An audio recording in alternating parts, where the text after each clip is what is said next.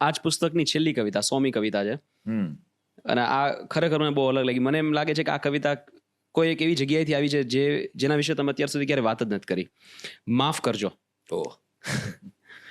લાખો લોકોની અવિરત તાળીઓની ગૂંજ વચ્ચે, ચાહકોની વાહવાઈ અને ઇરશાદના પડકારા વચ્ચે, પબ્લિસિટી અને પ્રશંસાના ખપ્પરમાં, સફળતા અને સંપત્તિના ચક્કરમાં, સાયારામના ઝળહળતા અજવાળામાં હું પ્રશાંતને ખોઈ બેઠો છું. મને માફ કરજો.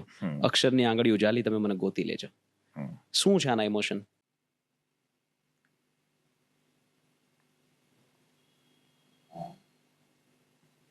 પ્રશાંત ને ક્રિકેટર થવું હતું, અને એ તો સંગીતનો બહુ દૂર દૂરનો નાતો નહોતો મારો, અને મને બહુ કઈ ગમતું નહોતું બાળપણમાં. તો મેચ જોવા હું ને નાનો ભાઈ કિશન અમે ન્યુઝીલેન્ડનો વર્લ્ડ કપ હતો તો 5 વાગે ઉઠી જતા હતા. એક એક દડો કેમ બોલિંગ કરે છે, કેમ બેટ્સમેન, એક એકના સ્કોર. એના બહુ કાંઈ મીડિયા હતું નહીં, ઘરમાં છાપવું નહોતું આવતું ત્યારની વાત છે, પણ ક્રિકેટનો પાગલ પણ હતું. તો ક્રિકેટર થવું હતું. વસીમ અકરમ મારો રોલ મોડલ હતો ત્યારે. 17 ડગલાની રનિંગ એ લેતો હતો, અને એને લાંબા વાળ હતા એટલે મેં લાંબા વાળ રાખેલા વર્ષો સુધી.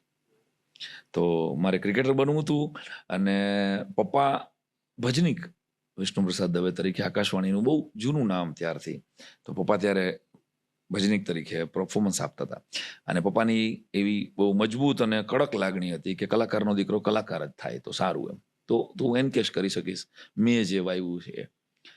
મારે નહોતું કરવું, મારે ભજનીક નહોતું થવું, મારે ક્રિકેટર થવું હતું. પણ ત્યારે એવી ફ્રીડમ નહોતી. આજથી વાત કરું છું 30 વર્ષ પહેલાની, કે હું 10, 12, 15 વર્ષનો હોય ત્યારે, કે મને મારી રીતે કોઈ, પપ્પા પાસે એવો કોઈ સ્કોપ નહોતો. ગામડામાં અમે રહેતા હતા, અને હું કાંઈ આગળ વધી શક્યો હોત એવી, હા, પણ હું કદાચ મને ક્રિકેટર થવા દીધો હોત તો અત્યારે IPLના ખેલાડી તરીકે તું, કે ભારતના શ્રેષ્ઠ બોલર તરીકે તું મારો ઇન્ટરવ્યુ લેતો હોત.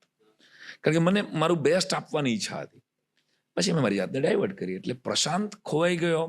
સાંઈરામ થવામાં આમાં ઘણા બધા એંગલ છે આની અંદર, પણ આ કવિતા મેં મને એમ કે તું આ કવિતા સુધી તો નહીં જ પહોંચે, પણ તું પાક્કો છો એ, કે આ કવિતામાં હું સાંઈરામ થઈ ગયો. તો હું મારા પરિવાર સાથે ક્યારેક 0 વર્ષમાં બહાર નીકળું ત્યારે એ લોકો સેલ્ફી પાડવા આવી જાય. નાના ભાઈના ઘરે સંતાન જન્મ આવીને ઓફ થઈ ગયું. ગોંડલ અમે રહેતા હતા, અને 108 બોલાવી. હું રાહ જોતો હતો બહાર, કે એ કદાચ બચી જાય. એક ચાન્સ લેતો હતા અમે, કદાચ બચી જાય તો એને તાત્કાલિક અમદાવાદ પહોંચાડીએ. શ્વાસ ચાલતા હતા એના, અને એને લઈને હું બેઠો 108માં, અને બેસવા જાતો હતો. અને જીવશે કે નહીં એની ખબર નથી. આગલી કલાકો ડૉક્ટરે એમ કીધું કે અમદાવાદ પહોંચી જાય તો હવે, પણ નહીં પહોંચે એ.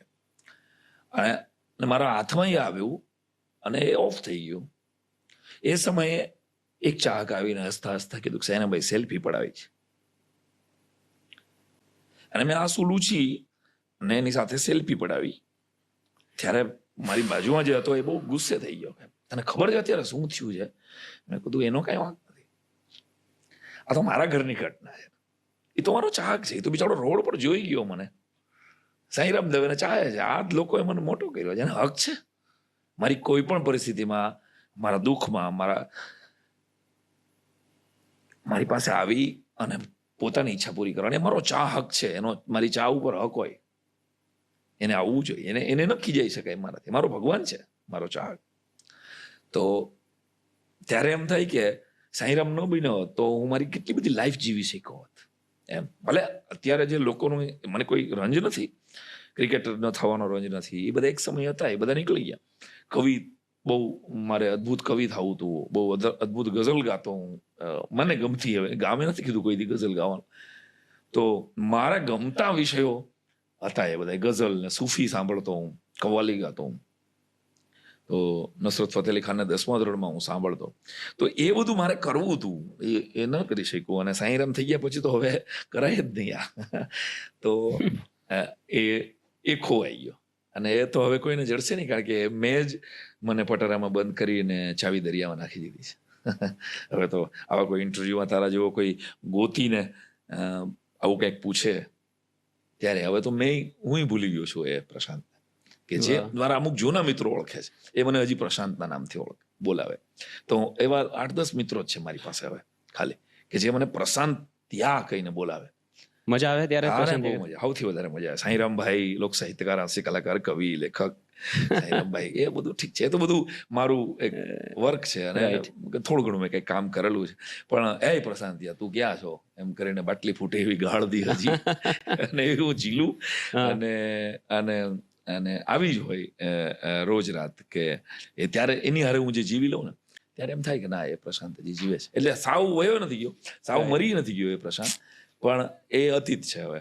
બને એને બસ અંદર સંઘરી અને બહાર લોકોને સાંઈરામથી મતલબ છે, લોકોને સાંઈરામમાં વધારે મજા આવે છે. Then it's okay, I am happy. તમે જે સાઈની વાત કરી, મારે એ જ સાઈને હજી થોડા વધારે ડિસ્કસ કરવા અને સમજવા છે. વાત કરશું આપણે સાઈફાઈની. સાઈફાઈ એટલે એક એમનું એવું પુસ્તક કે એમના હાસ્ય પાછળની જે ગંભીર વાતો છે એવી બધી વાતો એમાં કરી છે, અને ઘણા બધા કન્ટેમ્પરરી વિષયો ઉપર તમે એમાં ઘણી બધી વાત કરી છે. અને ઘણા બધા સબ્જેક્ટ છે, એમાંથી સોશિયલ મીડિયા એક સબ્જેક્ટ છે, વિદેશ જવાની ઘેલછા, સ્પિરિચ્યુઅલ ઇન્વેસ્ટમેન્ટ મારું પર્સનલ ફેવરેટ. અને એક વાત એવી કે જે અત્યારના ઓડિયન્સને રેલેવન્ટ થાય તે છે માતૃભાષાનો મુંજારો, કે જે તમે વાત કરી કે ભાઈ રશિયામાં 2 લેડીઝ બાતતી હતી અને એકબીજાને ગાળાગાળી કરીને એમાંથી એક બોલી કે તારા છોકરાની માતૃભાષા ભૂલાઈ જશે, અને પેલી રડવા માંડી કે એ શ્રાપ પાછો લઈ લેતું. રાઈટ. તો અને અત્યારે એવું થઈ રહ્યું છે. આપણી ભાષા માટે આપણે ખાસ કરીને ગુજરાતી પ્રજા એ થોડી વધારે ઉદાસ છે. એને એમ કે એને શું થવાનું છે એમ. તો મેં દુનિયામાં જ્યાં જ્યાં હું ગયો ત્યાં ત્યાં જોયું કે 2 બંગાળી મળે અમેરિકામાં તો એ બંગાળીમાં વાત કરશે, 2 સાઉથ ઇન્ડિયન મળે તો એ તમિલ ના હોય તો એની કન્નડમાં, તમિલમાં, વોટેવર એની જે કાંઈ ભાષા હશે એમાં વાત કરશે. 2 ગુજરાતી ઓસ્ટ્રેલિયામાં મળશે તો એ ઇંગ્લિશમાં વાત કરશે. તો ભાષા જ્યારે ખોવાઈ જાય છે અથવા તો એની માટેની મહત્તા જ્યારે ઓછી થાય છે ત્યારે થાય છે શું? મારી દ્રષ્ટિએ તું ને હું ઓળખતા ન હોય અને સ્વિટ્ઝરલેન્ડના એરપોર્ટ ઉપર તું થેપલાની લસણિયાની થપ્પી કાઢે અને હું સામે બેઠો હોઉં તો હું સીધો જ પૂછું જ, જય શ્રી કૃષ્ણ, કયું ગામ? ખબર પડી જાય કે ગુજરાતી જ હશે. તો એક થેપલું, એક ફૂડ આપણું અસલ હાવ ગામઠી, એ આપણને બેયને એવા જોડી રાખે કે તું કદાચ પેરિસથી આવતો હોય અને હું જાપાનથી આવતો હોય તો આપણે આગલી 3 કલાક આરામથી કાઢી શકીએ. તો આ તાકાત ભાષામાં છે. તું પીઝા ખાતો હોય તો આ ન થાય, મને ન થાય. સમજાય? મારે પૂછવું પડે. તો ભાષા જોડે છે આપણને બધાને.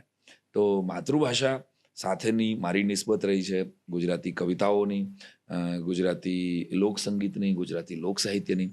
ત્યારે સતત ને સતત કે અંગ્રેજી એક ભાષા છે, એને ભગવાનની બનાવો, નહીતર બીજા કોઈ ભગવાન માટે તમારા બાળકને સન્માન નહીં રહે. સાચી વાત. આટલી જ ખાલી વિનંતી છે. અને ભાષા તરીકે શીખો. દુનિયાના નકશામાં માતૃભાષામાં આગળ વધેલા માણસો ટોપ કરી ગયા છે. એમાંના અત્યારના પ્રાઇમ મિનિસ્ટર ધારો કે નરેન્દ્રભાઈ વડનગરની પ્રાથમિક શાળામાં જ ભણ્યા, પણ દુનિયાભરમાં ઇંગ્લિશ મીડિયમમાં ભણેલા લોકોને ધૂળ ચાટતા કર્યા. સાચી વાત. તો તમારે બાળકની કોઠાસૂઝ ઉપર કામ કરો, એની અંદર હિંમત વિકસાવો, એની અંદર સાહસ વિકસાવો, એની અંદર કરુણા વિકસાવો, એની અંદર દયા, એની અંદર ગુણોનો વિકાસ થશે. તો ભાષા એની જે હશે ને દુનિયામાં એને ટ્રાન્સલેટ કરનારા મળી જ જશે ભાઈ. અત્યારે દુનિયાભરના ટ્રાન્સલેટરો એની યારે બેઠા જ હોય છે. કહેવાનો અર્થ એ રશિયા જાય છે કે કોઈ પણ દેશમાં જાય છે તો કઈ છે, ક્યાં જરૂર પડે. તો આ જ એકમાત્ર અત્યારનું જીવંત ઉદાહરણ છે કે માતૃભાષાની અંદર તમારા બાળકને ભણાવો. મારા 2 બાળકો માતૃભાષામાં જ ભણ્યા છે, એટલે આ વાત હું જાહેરમાં વટથી કહી શકું છું.